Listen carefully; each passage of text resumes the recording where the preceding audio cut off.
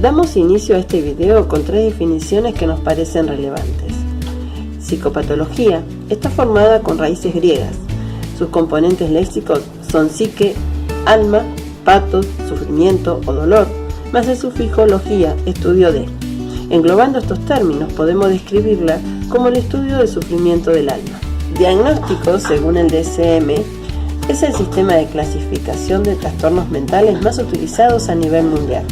Aporta descripciones, síntomas y otros criterios útiles para el diagnóstico de los trastornos mentales. Es revisado de forma periódica en base a investigaciones, estudios y descubrimientos que se realizan. Por último, el diagnóstico psicológico sintomático consiste en agrupar un cierto número de síntomas, lo que se llama un síndrome, para darle un nombre y que pueda ser reconocido. Para algunos, la clasificación diagnóstica en psicología clínica o en psiquiatría es algo innecesario. Para otros, la clasificación es una vía, sea eficaz o no. La clasificación es propia no solo de cualquier actividad científica, sino de la propia necesidad humana de encontrar orden a la realidad. Vázquez, en 1995, habla sobre la Clasificación Internacional de Enfermedades, conocido como CIE, y del Manual de Diagnóstico Estadístico, conocido como DSM. Estos se han venido desarrollando por parte de la Organización Mundial de la Salud, OMS, y la Asociación de Psiquiatría Americana, APA. El fin de la clasificación psicopatológica sería la realización de un adecuado diagnóstico, asignándole a un individuo concreto una categoría diagnóstica a la cual supuestamente pertenece. La situación real no es tan transparente. Las etiquetas diagnósticas no son realidades en sí mismas, sino construcciones teóricas que intentan, en un momento histórico dado, dotar de un orden a la gran variedad de la realidad. Las categorías diagnósticas en psicopatología no son hechos, son nombres que utilizamos para organizar la realidad. Por otra parte, a lo largo de la historia ponen de manifiesto que las categorías psiquiátricas son provisionales y cambiantes. De una edición a otra, del DSM o del CIE, se introducen nuevas etiquetas y desaparecen otras. Basándose en investigación empírica, pero también en base de presiones culturales, económicas y sociales. Dichas clasificaciones permiten que se facilite la comunicación. Esta es la función más importante y lo que justifica mejor que cualquier otra la existencia y el uso de esquemas clasificatorios. El uso de términos comunes y relativamente unívocos permite la comunicación entre diferentes profesionales. El DSM o la CIE suponen una clasificación cualitativa. Según estos manuales, un individuo pertenece o no pertenece a una determinada clase o categoría basándose en síntomas y signos que no tienen un fundamento científico. El DSM se trata de un sistema de categorías, pero los propios defensores dudan de que estas sean entidades de límites definibles. A fines del siglo XIX, el psiquiatra alemán Emil Kraepelin fue el primero en tratar de clasificar a los problemas mentales como estados médicos de enfermedad, mas nunca pudo hacerlo, concluyendo finalmente que era prácticamente imposible diferenciar científicamente al normal del demente. Los tomos del DSM 1, 2, 3, 4 y hasta el 5 siguieron editándose con más diagnósticos y abarcan segmentos más amplios de la población, tercera edad, mujeres embarazadas y niños. Aparecen las drogas psiquiátricas y una vez más el planteo de encontrar una explicación biológica, hecho que hasta el momento no se ha resuelto. Actualmente tienen vigencia en planes de estudios, diagnósticos, surgen especialistas, se organizan investigaciones y publicaciones. Psiquiatras formulan los síntomas que corresponden a un diagnóstico y recetan drogas para ello. El DSM se ha transformado en un referente, no solo para la psiquiatría, la psicología, las obras sociales, sino que también es utilizado en cuanto a dictar sentencia y decisiones sobre la custodia, de forma que se usa una información no científica para realizar algunas decisiones que alteran la vida o acaban con ella. Si hacemos un recorrido histórico, podemos decir que son los antropólogos, más que los psicólogos, los que se han interesado por las diferencias entre culturas y por las relaciones entre cultura y comportamiento. La psicología transcultural recupera estos conceptos y se va a preocupar por determinar el vínculo entre las variables ecológicas, sociales y culturales y el comportamiento. Trata de describir cómo y en qué grado el ambiente influye en el sujeto. Fundamentalmente, se destaca la noción de cultura como concepto clave, entendida como los modos de vida compartidos por un grupo de personas. En 1930 concluyeron que la cultura contribuye en gran medida como estructuración de la personalidad, sin dejar de considerar las variables biológicas. Interpela el considerar como psicopatológicas variaciones normales del comportamiento, que son habituales en la cultura de un particular sujeto. La psicología transcultural se ocupa luego de determinar variables étnicas, ecológicas, sociales y culturales que contribuyen y modelan el comportamiento. En la actualidad, Brunner propone en la psicología cultural la imposibilidad de comprender al sujeto fuera de su cultura. En el campo de la evaluación infantil, es frecuente la necesidad de estimar el desarrollo cognitivo o la maduración visomotora, y para esto es imposible dejar de considerar factores tales como la nutrición, la herencia genética o los procesos metabólicos. En cuanto a las representaciones sociales de salud infantil que tienen las madres de un sector social con un alto índice de necesidades básicas insatisfechas, son completamente lineales a las prácticas sanitarias centradas en un modelo biomédico. Y los profesionales de la salud enuncian que su modelo del niño sano es aquel que se encuentra en un equilibrio biopsicosocial, pendiente de cuestiones emocionales y espirituales. A la hora de comprender la integridad de su discurso en función a las prácticas que realizan, se observa que el núcleo duro de su representación se centra exclusivamente en una dimensión biológica. La evaluación psicológica, psicopatológica y la cultura se presentan, de cara al siglo XXI, como un área de investigación metodológicamente sólida, que va progresivamente operando en el campo de la interdisciplina y que se ha fecundado con los aportes de la antropología, la etnografía y la sociología. En los tiempos actuales, frente a la conducta no esperada de un niño, debemos encontrar rápidamente respuestas, ya que esta conducta es vivida por el resto de las personas con mucha angustia y en consecuencia se caen diagnósticos. Estos diagnósticos dificultan el crecimiento sano del niño, cuando en realidad los diagnósticos deberían ser aprovechados para aportar, orientar y servir como herramienta. Cada diagnóstico se manifiesta de diferente manera en cada niño. Este estará determinado por el contexto social, familiar y por la persona. Es fundamental que los profesionales de la salud conozcan las particularidades y subjetividades, ya que dos niños que comparten el mismo diagnóstico no lo desarrollarán ni se comportarán de igual manera.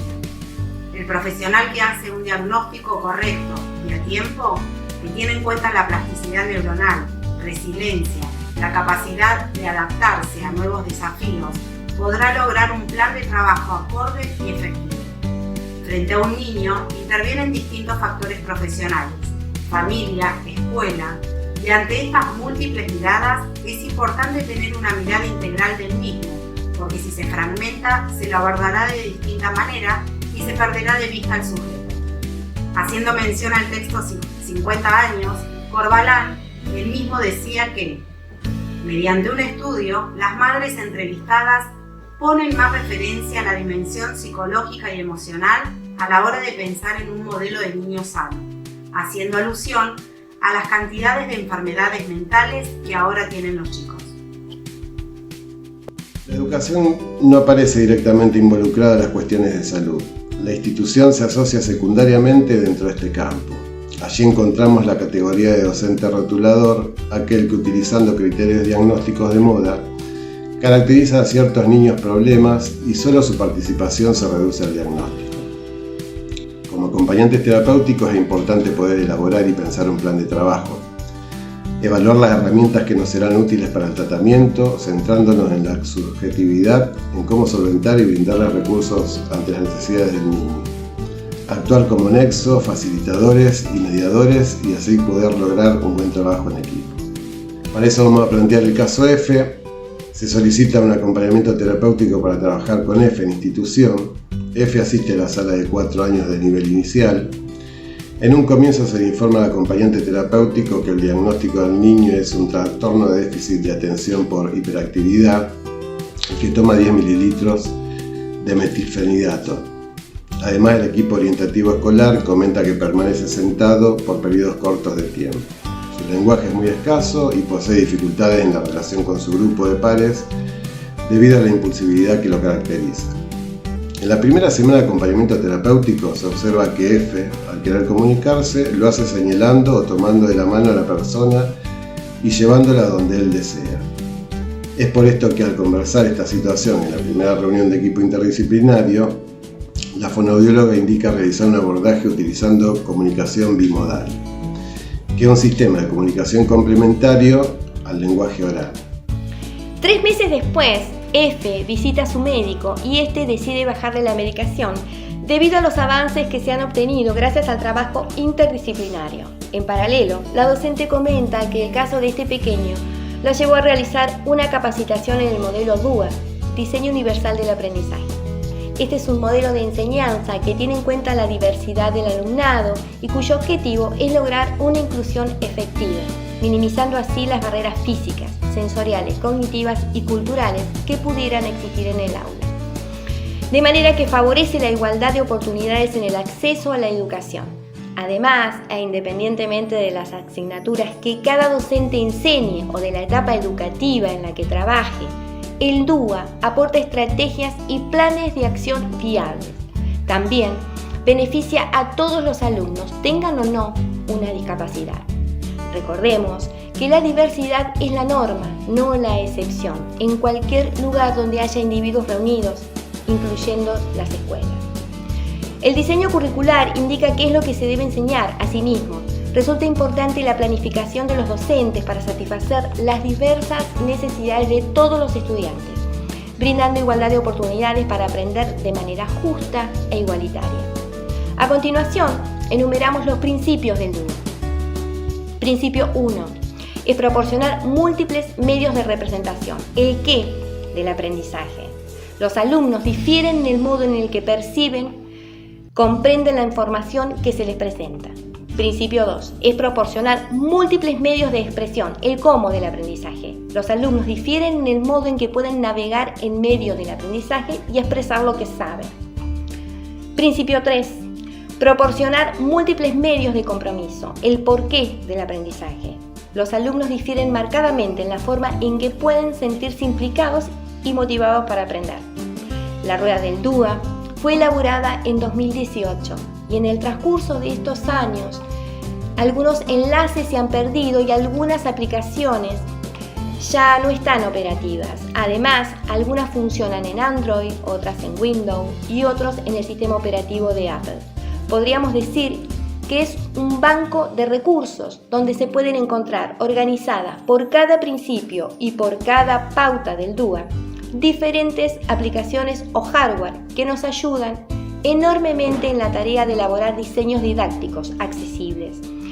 En pantalla estará el link para que puedan interactuar con la rueda y con alguna de las aplicaciones que se encuentran en la misma, con el fin de comprender el funcionamiento de este recurso.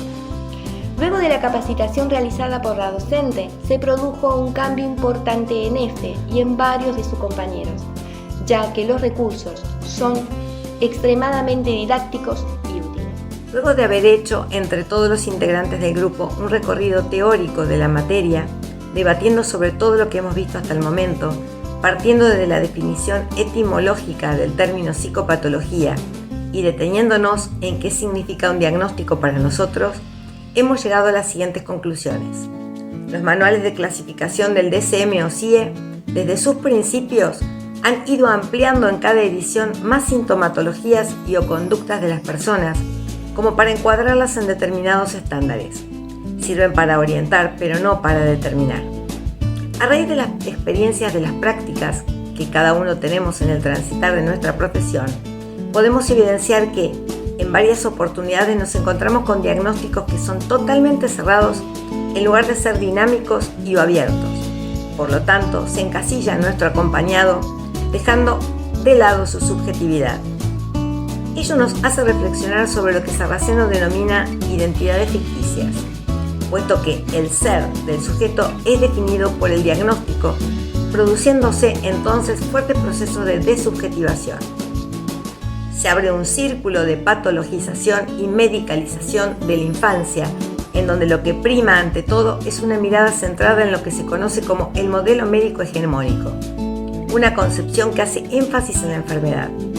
A partir de allí identifica y clasifica un conjunto de síntomas para luego rotular al sujeto que los porta. El niño pasa a ser un objeto de diagnósticos e intervenciones. Lo único que consiguen es cosificar la complejidad inherente a su condición de ser humano. Al reducirlo a una patología, acrecentando aún más su sufrimiento y propiciando, de este modo, la discriminación, la estigmatización y la exclusión. Teniendo en cuenta lo mencionado, podemos decir que los diagnósticos nunca deben realizarse sobre la base de un único indicador. Lo cierto es que muchas veces basta con una o un mínimo de conjuntos de características para llegar a él, especialmente cuando se trata de comportamientos que se alejan de lo que la sociedad considera la normalidad o de lo que impone ella misma como el ideal. De esta manera se abandonan otros factores imprescindibles de la estructuración psíquica, como por ejemplo la dimensión histórica vivencial que da cuenta del modo singular de constitución de cada sujeto psíquico. El ambiente educativo está tratando de realizar, utilizar e implementar variedad de recursos tecnológicos y humanos. De ahí nuestra incumbencia sobre este tema para colaborar en el ámbito del paradigma educación inclusiva. Como acompañantes terapéuticos creemos que tenemos la necesidad de pensar qué tipo de intervenciones resultarían más adecuadas para ese sujeto en particular. Es también por esto que nos animamos como acompañantes terapéuticos a soñar con que un día dejemos de hablar de inclusión y hablemos de convivencia.